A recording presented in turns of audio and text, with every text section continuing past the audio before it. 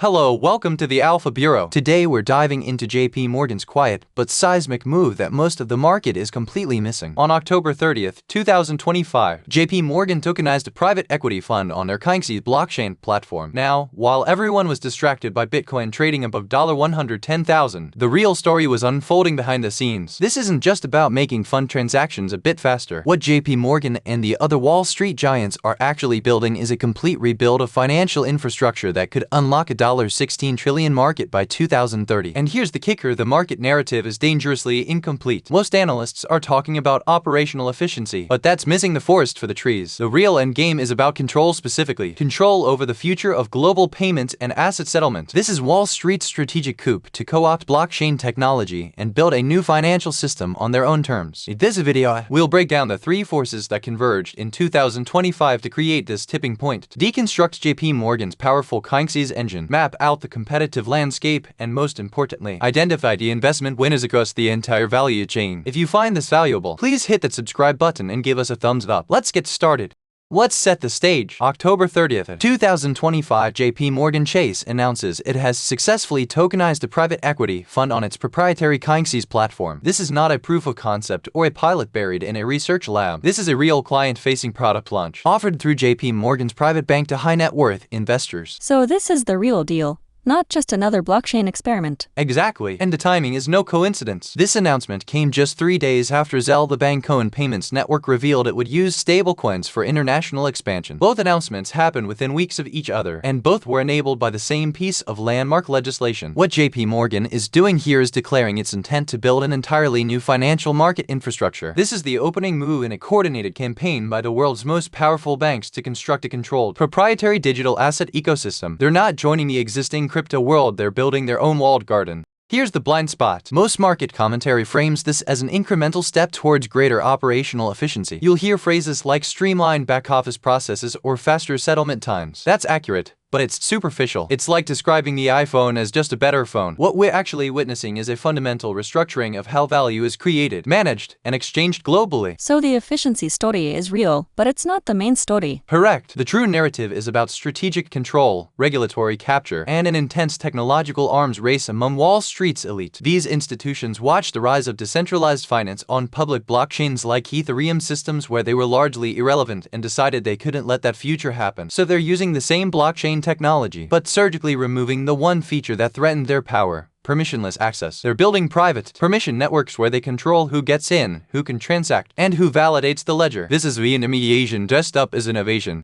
So why is this happening now? Why 2025? For years, banks experimented with blockchain, but never deployed anything at scale for clients. Three powerful forces had to converge to create this tipping point. First, a landmark piece of legislation that removed the regulatory minefield. Second, the digital asset infrastructure finally matured to institutional-grade standards. And third, the economic incentive became impossible to ignore. We're talking about a multi-trillion-dollar opportunity in private markets. So all the pieces finally came together. Exactly. Let's break down each catalyst. The single most important catalyst was the Genius Act, that stands for Generating Enhanced Net Worth and Integrity with Uncorrupted Systems Act, passed in July 2025. This bipartisan legislation created the first comprehensive federal regulatory framework for payment stablecoins in the United States. Stablecoins are digital tokens pegged to the dollar, and they're absolutely essential as the settlement layer for on-chain finance. Without a regulated, bank-grade stablecoin, any institutional blockchain platform would be resting on quicksand. The Genius Act solved this by establishing strict reserve requirements. Every stablecoin issuer must hold high-quality liquid assets, cash, bank deposits, short-term treasury bills on at least a one-to-one basis with the stablecoins in circulation. So it's backed by real, safe assets. Yes, and this was designed to prevent the kind of reserve mismanagement that caused collapses in the early crypto markets. This provision ensures that a stablecoin is always redeemable at par value. It's institutional-grade stability.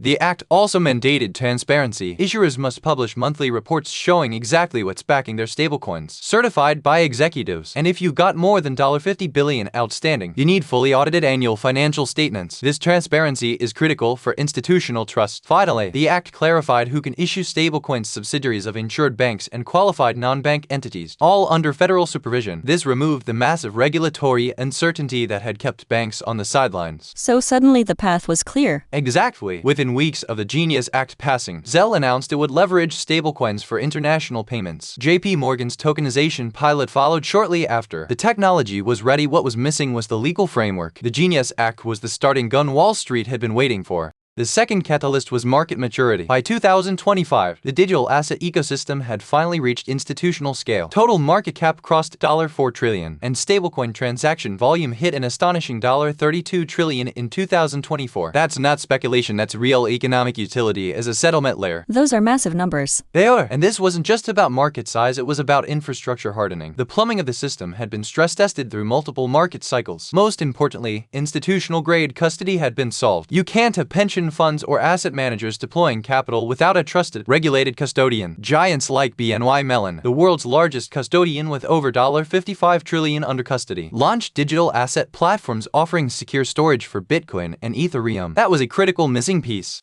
BNY Mellon's entry into digital asset custody was transformational. They're offering institutional clients the same level of trust and regulatory compliance for digital assets as they do for traditional securities. This solved a non-negotiable requirement. No major institution would have moved forward without this level of trusted custody in place. So the infrastructure is finally institutional grade. Precisely, and that infrastructure maturity de-risked the entire ecosystem for the conservative, heavily regulated players who move slowly but deploy enormous capital when they finally commit. Asset managers also proved the concept works. Franklin Templeton launched its on-chain U.S. government money fund back in 2021. It now holds over $718 million and uses public blockchains to record share ownership. But the real validation came from BlackRock. Their Beautiful Fund launched in March 2024. It's a tokenized money market fund that invests in treasury bills and pays out daily yield directly to digital wallets. It exploded to over $2.9 billion in assets. That's incredibly fast growth. Yes, and it demonstrated massive institutional and retail demand for on-chain, yield-bearing, low-risk products. These successful launches served as real-world proof points, de-risking tokenization for everyone else. If BlackRock and Franklin Templeton can do it at scale, it's no longer theoretical. The third driver is pure economics. The traditional financial system is under immense pressure to cut costs and find new revenue streams. Legacy infrastructure is slow, manual, and expensive. Multiple intermediaries, costly reconciliation, weeks-long settlement times, it all adds up. The blockchain offers a solution. Studies show it can significantly reduce transaction costs, and the numbers are compelling. A blockchain-based fund transfer agent system was found to be 60% more efficient than the legacy equivalent. JP Morgan's own intraday repo solution on Kingseas, which are essentially ultra-short-term loans between institutions, cut borrowing costs by 56% compared to traditional credit facilities. That's a massive cost reduction. Yes, but here's the bigger prize. It's not just about cutting costs in existing business. It's about creating entirely new revenue streams by tokenizing the vast universe of illiquid assets. Private equity, private credit, real estate, these are multi-trillion-dollar markets that have been locked away from most investors and plagued by paper-based processes. Tokenizing them opened up a new capital market with fees from structuring, issuance, custody, trading, and servicing.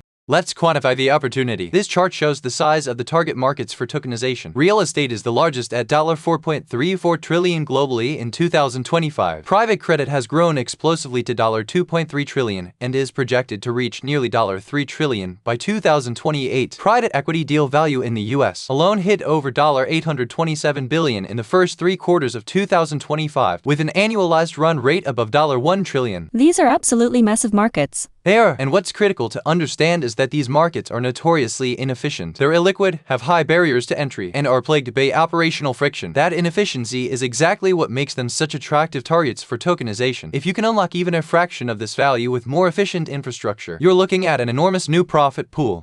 Boston Consulting Group quantified this in a landmark report. They estimated the market for tokenized assets could grow from $310 billion in 2022 to $16.1 trillion by 2030. That's over 50 times growth in 8 years, representing 10% of global GDP by the end of the decade. In an optimistic scenario, they estimated it could reach as high as $68 trillion. That's a generational investment opportunity. It absolutely is, and that's why every major financial institution is racing to build a platform. For banks like JPMorgan, this isn't about incremental improvement, it's about creating and dominating an entirely new capital market. The convergence of regulatory clarity, technological maturity, and this massive economic prize created the tipping point we saw in 2025. Now let's deconstruct the machine behind JP Morgan's move, the Kynxes platform. This is not a side project. Kynxes, formerly known as Onyx, has been a dedicated blockchain business unit at JP Morgan since late 2020 for nearly 5 years. It's been building and deploying production-grade blockchain solutions with some of the largest financial institutions in the world. So this has been in development for years. Exactly. This is battle-tested technology operating at institutional scale. The numbers prove it.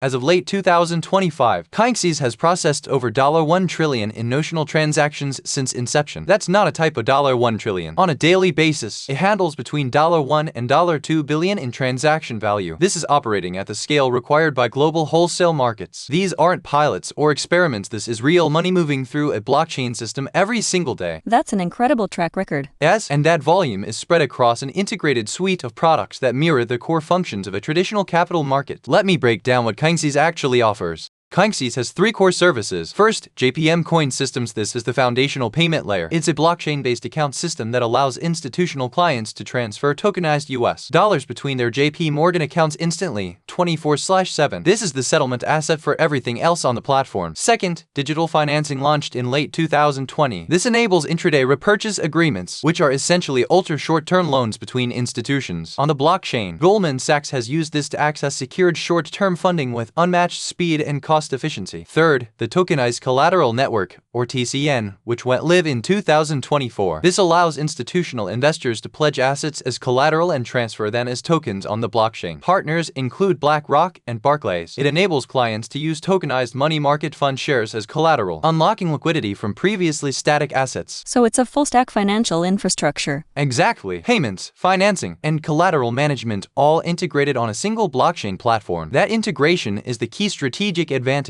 The specific platform for the private equity tokenization is called Kynxes Fund Flow. And here is a critical architectural choice: it operates on a permissioned blockchain. Unlike public blockchains like Ethereum where anyone can participate, Kynxes is a closed system. JP Morgan, as the network operator, controls who can join, who can view data, and who validates transactions. So it's not open like Bitcoin or Ethereum. Correct. And that's deliberate. For institutional finance, a permission network is non-negotiable. It allows JP Morgan to enforce strict know your customer and anti-money laundering compliance, maintain client confidentiality, and ensure transaction finality in a controlled environment. This walled garden approach is essential for regulatory compliance, but it fundamentally inverts the decentralization ethos of the original blockchain movement. Instead of distributing power, it re-centralizes it in the hands of the network operator.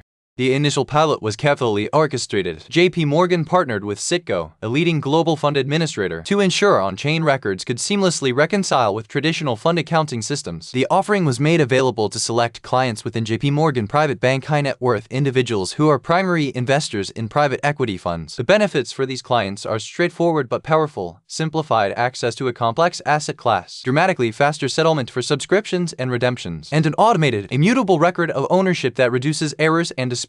So it's solving real pain points for wealthy investors. Yes, but this is just the first step. The private equity pilot is the beachhead for a much broader campaign. Here's JP Morgan's roadmap. 2025 was the PE fund tokenization pilot. In 2026, they've announced a full rollout extending tokenization to private credit, real estate, infrastructure, and hedge funds, essentially the entire spectrum of alternative investments. But the truly ambitious part is the platform strategy. JP Morgan has stated it will open Kynxes to third-party developers and even other financial institutions to build and deploy their own applications on the network. This is like Apple building the App Store or Microsoft building a Windows ecosystem. By providing the core infrastructure and tools, JP Morgan aims to attract a vibrant developer ecosystem, creating network effects that entrench Kynxes as dominant infrastructure. So they want to become the platform for everyone else. Exactly. They're not just tokenizing funds, they're building a new, vertically integrated Wall Street on their own private blockchain. The various components, JPM Coin for payments, TCN for collateral, Fund Flow for assets, are the pillars of a new, end-to-end capital market. By opening it up to third parties, they create lock-in and scale. That's the true strategic end game.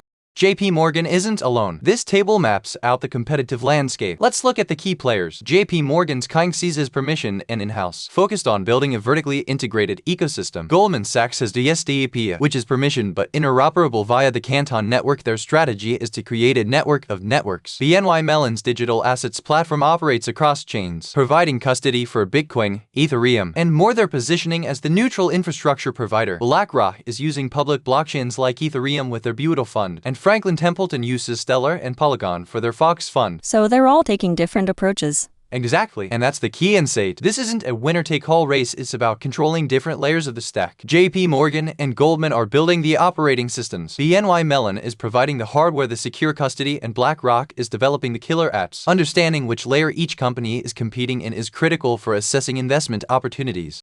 Let's dig into Goldman Sachs. Their GSDAP platform is built using technology from the enterprise blockchain firm Digital Asset and is a native participant on the Canton network. This is designed for interoperability. Different institutional blockchains can connect and transact with each other while maintaining privacy. GSDAP has been metal tested. It was used by the European Investment Bank to issue a Euros 100 million digital bond and by the Hong Kong Monetary Authority for a tokenized green bond. Beyond that, Goldman executed the first ever interbank over-the-counter crypto options trade with Singapore's DBS Bank. So Goldman is going for interoperability rather than a walled garden. Correct. Their strategy is to be a platform that connects everyone else. That's a fundamentally different approach than JPMorgan's closed ecosystem, and it positions Goldman as a potential neutral ground for cross-institutional transactions. Now BNY Mellon, as the world's largest custodian with over $55 trillion under custody and administration, their strategy is foundational. Their digital assets platform offers institutional-grade custody for digital assets, starting with Bitcoin and Ethereum. But what makes BNY Mellon strategically critical is that they are becoming the custodian of custodians. They custody the cash reserves backing Circle's USD stablecoin. They were selected by Ripple to custody reserves for its new stablecoin, and they're the custodian and administrator for BlackRock's Buell Fund, the largest tokenized treasury fund. So everyone needs BNY Mellon. Exactly. This is a picks and shovels play. BNY Mellon benefits from the overall growth of tokenization, regardless of which issuance platform wins the most market share. They are the essential trusted third party, and that makes them one of the most attractive investment candidates in this entire ecosystem.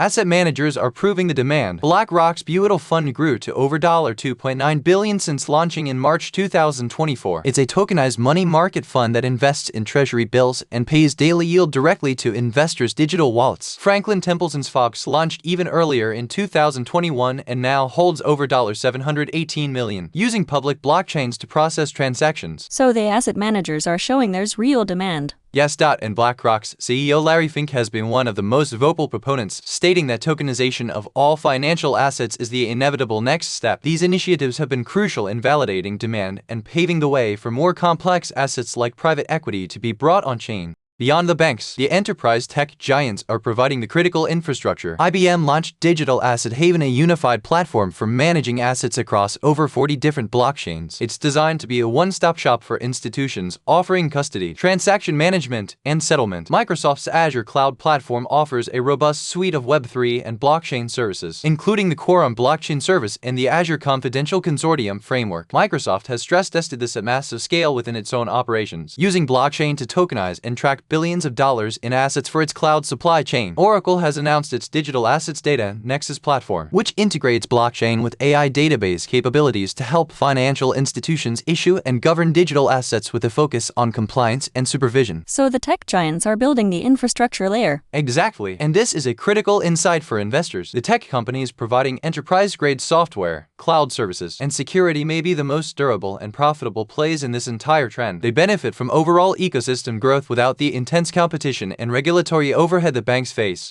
There are also digital asset specialists filling critical niches. Securitize, backed by BlackRock, serves as the transfer agent and tokenization platform for the Buell Fund. They facilitated over $4 billion in on-chain asset issuance. Taurus is a Swiss firm regulated by FINMA, providing custody and tokenization services to major European banks like Deutsche Bank, Santander, and State Street. They recently expanded to New York, signaling global demand. And Digital Asset, the firm behind Goldman's GSDAP and the Canton network, is pursuing the interoperability strategy. Their smart contract language DAML and the Canton network are designed to allow different institutional blockchains to communicate securely. So there's a whole ecosystem of specialized infrastructure providers. Exactly, and that ecosystem creates a massive B2B market for enterprise software and services. The long-term investment winners may not be individual banks, it may be the technology providers offering the indispensable high-margin infrastructure. Think of them as the Intel Inside or Microsoft Windows of the tokenized economy. Let's talk about the prize, the illiquid assets that Wall Street is targeting. Private equity saw U.S. deal value hit $300.2 billion in Q3 2025 alone, with a full-year run rate over $1 trillion. The industry is dominated by large, buy-up funds focused on high-growth sectors like tech and healthcare. Private credit has exploded from approximately $1.4 trillion in 2020 to $2.3 trillion by end of 2024, and it's projected to reach nearly $3 trillion by 2028. It's emerging as a major alternative to traditional bank lending. Real estate is the largest target. The global market was valued at $4.34 trillion in 2025. These markets are enormous. They are, and the key is that these markets are deeply inefficient, which makes them perfect targets for tokenization. Let me explain the problems. Private markets have three massive structural inefficiencies. First, chronic illiquidity. Capital is typically locked up for 7 to 10 years or more with limited to no early exit options. That illiquidity forces investors to demand higher returns to compensate for the lack of flexibility. Second, high barriers to entry. Minimum investments often start in the millions of dollars, excluding everyone except the largest institutions and ultra-wealthy family offices. Third, extreme operational friction. The transaction process involves extensive paperwork, manual due diligence, and a complex web of intermediaries. Subscriptions and redemptions can take weeks or months to settle, creating enormous administrative burdens and costs. So it's slow, expensive, and inaccessible. Exactly, and that's why tokenization is so powerful. It directly addresses every one of these problems. Here's how tokenization solves them. First, fractionalization. A $10 million limited partnership stake can be divided into $10,000 1,000 tokens. That dramatically lowers the entry barrier and opens the asset class to a broader base of investors. Second, enhanced liquidity. Because tokens are digital and standardized, they can be traded on secondary markets far more easily than traditional private placements. These markets could operate 24/7, allowing investors to enter and exit positions with unprecedented flexibility. Third, automation and efficiency. By embedding rights and rules into smart contracts, capital calls, dividend distributions, compliance checks, and voting can all execute automatically. This enables near-instantaneous settlement with delivery versus payment, where the asset and payment are exchanged simultaneously, eliminating counterparty risk. So it makes these assets work more like stocks. In some ways, yes, but here's the key insight. While the narrative often talks about democratizing access for small investors, the primary economic driver for institutions building these systems is creating secondary market liquidity for themselves and their largest clients. The main beneficiaries of increased liquidity are existing holders of illiquid assets, the private equity firms, and their institutional investors. Enhanced liquidity allows them to rebalance portfolios, exit positions on their own timeline, and potentially achieve higher valuations due to a liquidity premium. For banks like JPMorgan, creating this new secondary market represents an unprecedented opportunity for trading, structuring, and servicing fees.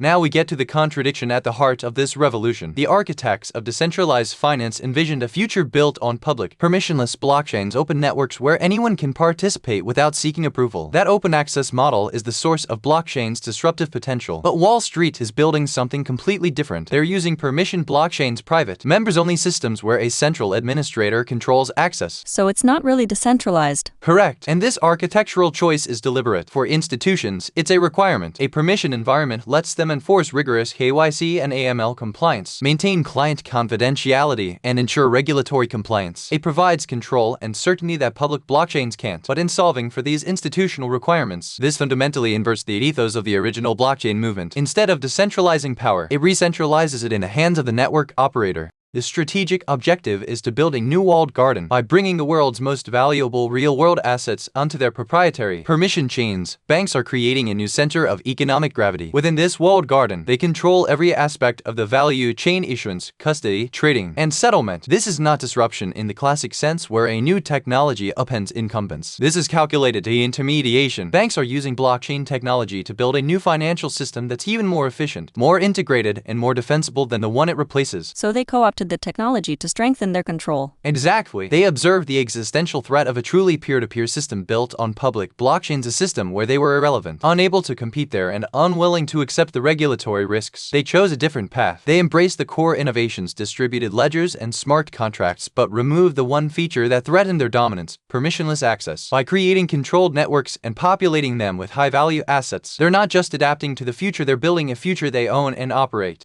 Here's where the payment leg comes in. The timing is too synchronous to be coincidence. On October 27, 2025, just 3 days before JP Morgan's private equity announcement, Zelle declared its intention to expand internationally using stablecoins for cross-border payments. Zelle isn't a startup, it's a consortium owned and operated by the largest U.S. banks, including JP Morgan, Bank of America, and Wells Fargo. This move, enabled by the same Genius Act, signals a coordinated strategy to tokenize the payment leg of financial transactions, just as Kingsees is tokenizing the asset leg. So assets and payments are converging. Exactly, and that convergence points to the true end game, replacing SWIFT, the aging global payments messaging network. For half a century, SWIFT has been the central nervous system of international finance. But it's not a payment system, it's a messaging system. Actual settlement relies on correspondent banks, and this architecture is notoriously inefficient. International payments take 1 to 5 business days to settle as they pass through multiple intermediary banks. Each bank takes a fee, and foreign exchange spreads add another layer of costs. And there's no real-time tracking. Funds can get stuck at an intermediary, and tracing them is manual and time-consuming. So SWIFT is slow, expensive, and opaque. Exactly, and blockchain-based payment systems using tokenized money offer a vastly superior alternative.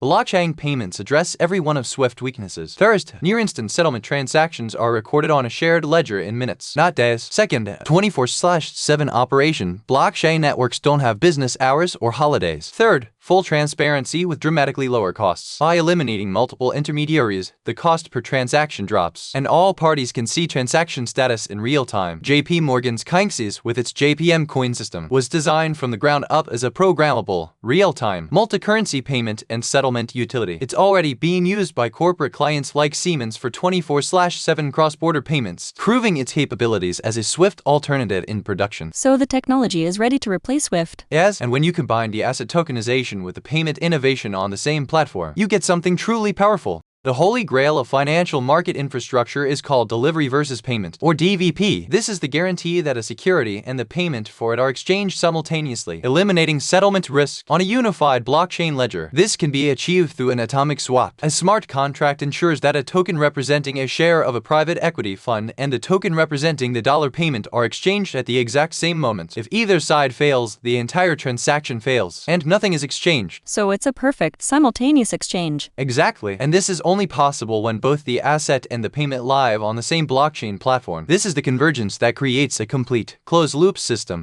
Here's the SWIFT 2.0 thesis. Banks control the assets, tokenized on platforms like Kingsees Fund Flow. They control the money bank-issued stablecoins or tokenized deposits like JPM Coin. And they control the network, their permission blockchains. This fully integrated system, capable of atomic DVP settlement for a global, multi-asset, 24/7 market, is the ultimate competitor to the entire legacy infrastructure of correspondent banking and SWIFT messaging. The market is viewing asset tokenization and payment innovation as separate trends, but they're deeply interconnected components of a single strategy to build the next generation operating system for global finance. So it's not just about assets, it's about payments too. Exactly, and that's the blind spot. The prize isn't just a $16 trillion asset market, it's control of the quadrillions of dollars in global payment flows. That's the true end game. Now let's talk about the investment winners. We've segmented the opportunities into 3 layers. First, financial institutions. Within this layer, BNY Mellon stands out as the premier picks and shovels play, providing neutral infrastructure that benefits from all platforms. Second, technology enablers. Companies like Microsoft and IBM provide high-margin infrastructure, the cloud platforms, and enterprise blockchain solutions everyone needs. Third, payments and fintech. Visa and Coinbase are bridge layers, connecting legacy systems to the on-chain economy. So there are opportunities across multiple layers.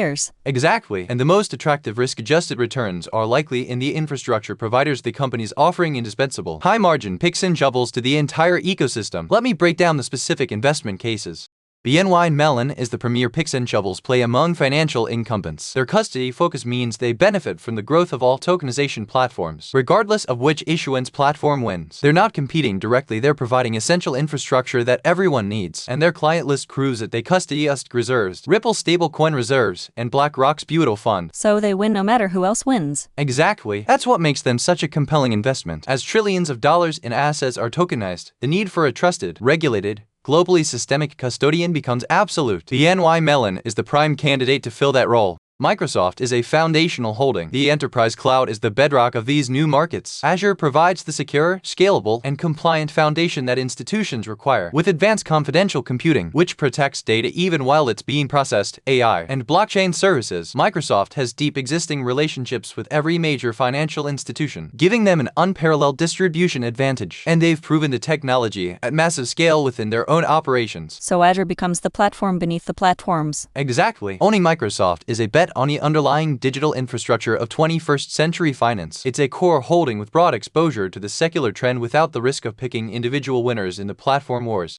Visa is strategically positioned as the bridge between legacy and digital. Their vast global network of merchants and consumers is a powerful moat. Through investments in stablecoin settlement and partnerships with fintechs, Visa is ensuring it remains central in the Swift 2.0 landscape. They're facilitating the flow of value between on-chain and off-chain worlds. So they're making sure they stay relevant in the new system. Exactly. Their network reach into billions of consumers and millions of merchants is extremely difficult for bank-led walled gardens to replicate quickly. Visa's positioning themselves as the essential connector. Coinbase is the leading regulated, publicly traded digital asset exchange and custodian in the US. Their institutional custody and prime brokerage services are essential for traditional asset managers and hedge funds accessing the digital asset space. While they face long-term competition from bank platforms, their crypto-native expertise, trusted brand, and significant user base make them a key player. Their financial metrics are strong revenue growth of 111.2% and an operating margin of 34.06% demonstrate current market leadership. So they're the gateway for traditional institutions entering crypto. Exactly, and they are a potential strategic partner or acquisition target for a major incumbent looking to accelerate their digital asset strategy. Their position as a regulated, publicly traded entity gives them unique value in the ecosystem.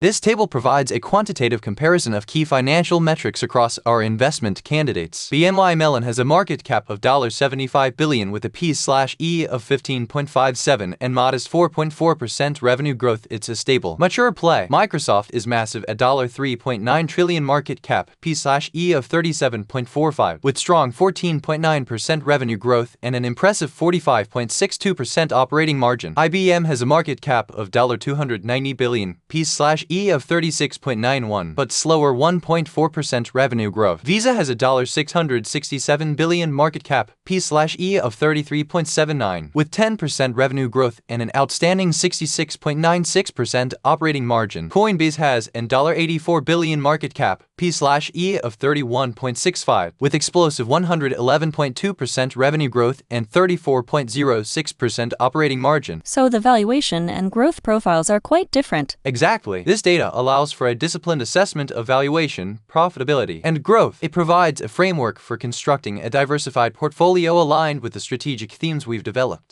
Here's our portfolio strategy. We structure it in 3 tiers reflecting varying risk levels and direct exposure. Tier 1 is foundational infrastructure, BNY Mellon and Microsoft. These are core holdings with lower relative risk, providing broad exposure to the entire trend. Tier 2 is network and payments, Visa and Coinbase. These are growth holdings with higher potential as on-chain transaction volume accelerates. Tier 3 is specialists and high-growth fintech innovators and high-performance computing firms. These are satellite holdings offering higher risk, high-reward exposure to specific niches. So you're spreading risk across different parts of the ecosystem. Exactly. The goal is broad exposure to the secular trend while mitigating the risk of betting on a single platform winner. We weight towards companies providing essential, non-discretionary picks and shovels to the entire industry. No investment thesis is without risks. There are 4 major factors to consider. First, regulatory risk. While the Genius Act provided clarity in the US, the global regulatory landscape remains fragmented. A reversal of the current supportive stance could significantly slow adoption. Second, execution risk. Building this infrastructure is monumental. The risk of technological failures, security breaches, cost overruns, and delays is substantial. Third, cybersecurity risk. The concentration of trillions of dollars on a handful of digital platforms creates an irresistible target for sophisticated cyber attacks. A single major breach could shatter confidence and set progress back years. Fourth, fragmentation risk. The walled garden approach could lead to a fragmented market where liquidity is split across non-interoperable platforms, undermining one of the key benefits of tokenization. So there are real risks to monitor. Absolutely. These are not theoretical. They're genuine headwinds that could derail or delay this transformation. Investors need to be aware of them and monitor developments closely. Let's summarize. JP Morgan's tokenization of a private equity fund signals the start of a $16 trillion structural shift in capital markets. The true goal is not just asset efficiency, it's controlling the future of payments via what we call SWIFT 2.0, a fully integrated system where banks control assets, money, and the network. The best investment strategy is diversified exposure across foundational infrastructure, custody, and payment layers, focusing on the picks and shovels providers who benefit from overall ecosystem growth. So this is a massive transformation with clear investment implications. Exactly. The quiet revolution is underway for investors who can see beyond the headlines and understand the deeper strategic currents. The digitization of finance offers a generational opportunity to invest in the new kings of capital.